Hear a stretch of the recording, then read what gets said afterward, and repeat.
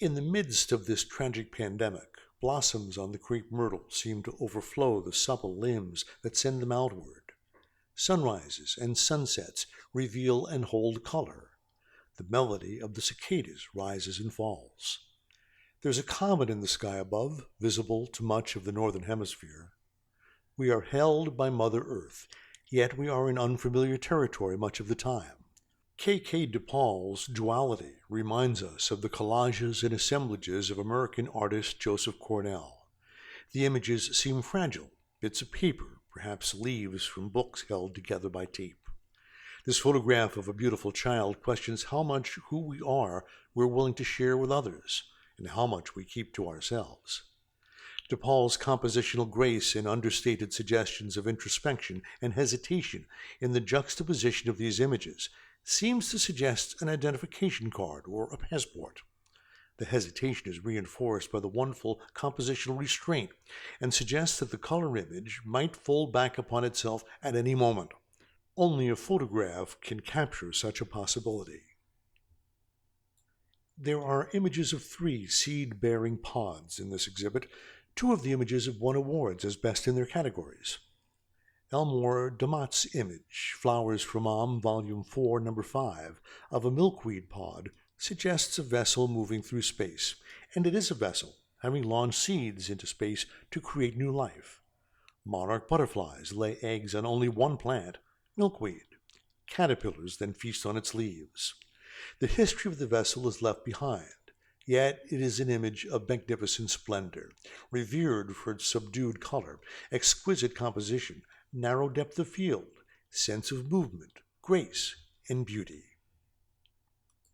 Margaret Dauber's thistle is a 2-dimensional image, but it has a texture that seems palpable. Dr. Hood says she's painted many thistles in bloom and watched bees, the most efficient pollinators on the planet, enjoy them. The flowers are full of nectar and pollen, and, when dry, they seem to explode with thistledown. This image preserves that moment in time so we can return to it again and again. The previous images are quite direct.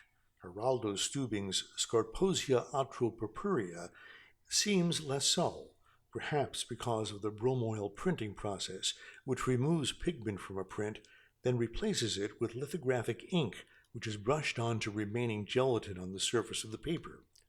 The image seems more like a painting with a slightly ambiguous figure-to-ground relationship. The framing, placement of the seed pod at a slight angle, attention to the edges of the composition, as well as the signature, all reinforce the painterly aspects of the photograph. Hummingbirds and butterflies are attracted to the living blossom, each of which is borne on a 1.5-foot, 2-foot stem. In bloom, and as shown here, the pod resembles a scepter or a magic wand, to which the image seems to refer. In Joey Potter's Old Soul, what appears to be a twisted log or branch is here a metaphor for the notion of an old soul. We've all known people who seem to have knowledge beyond their age or experience. Such persons are wise and bring empathy, insight, and experience of time to the present. The awkward, twisted, and broken shape becomes an image of great beauty as it rests on the earth in a dry creek bed. Donna Dangat's award-winning photograph, Storm Over the Desert, is one of the most dramatic exercises in color. It's easy to imagine the desert as being devoid of color, but in this photograph, the earth and the sky seem magnetized, joining each other through what seems to be a strip of rain. Here in Montgomery, we have seen some magnificent clouds, none any more dramatic than those captured here. Brenda Miller's Enchanted Alabama Forest draws the viewer into a place of beauty, refuge, and mystery. Becky Wilkes' image, Precipitous, 442 bottles collected from 1 mile of lakefront, reminds us of the human impact on nature. The bottles look lovely, like strings of beads, until the viewer realizes their origin.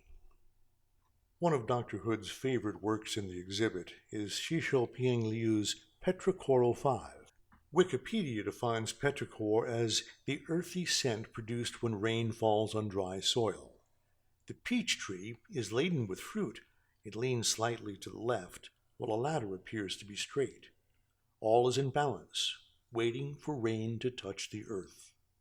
This exhibit offers vast panoramas, macrocosms, which are complemented beautifully by details or microcosms, reminding us that sometimes the smallest gifts nature gives to us are absorbing and beautiful as the vast panoramas that leave us in awe. We are held by Mother Earth, yet we are in unfamiliar territory much of the time. Dr. Hood says that's why this exhibit is so important. It allows us to see through the eyes of others, to draw connections between things that at first seem vastly different, and to question our own assumptions and understandings. In its own way, this exhibit is liberating as a bird in flight. The winners are 5 of the most powerful photographs in the exhibit, but don't miss the others. They too are marvelous, insightful, and illuminating. We've included several of them in this review. We encourage you to visit Stonehenge and to see the exhibit for yourself. We don't think anything replaces the experience of seeing the exhibit firsthand. Dr. Hood has several reasons for that. Scale. All of the images in the mediated versions of the exhibit are the same size. The images in the exhibit are small compared to paintings which we're accustomed to seeing at Stonehenge. But scale is of great importance in this exhibit. Several of the most powerful works are small in size, but monumental in impact. Forewarned is forearmed. Dr. Hood says, since my first glimpse of Vicki Hunt's Montgomery Details, I wanted to begin my commentary about the 2020 Sachs Stonehenge exhibit with this photograph. To me, it suggests a stage set for a magic show. It appears to be part of one or more buildings, the shutters in the upper layers suggesting a human presence, but the architectural elements so strange. Here we see classical, Beaux-Arts, and Art Nouveau elements, juxtaposed in what might be a 2-layered proscenium stage. This image is a perfect introduction to the exhibit, but it also provides an ideal closure to comments. Photography is magic, and what makes photography a strange invention is that its primary raw materials are light and time, so said John Berger. Expect the unexpected. Bring your heart to the exhibit. You'll see images that touch your memory, images that open your eyes to unexpected possibilities. Are small in size, but monumental in impact.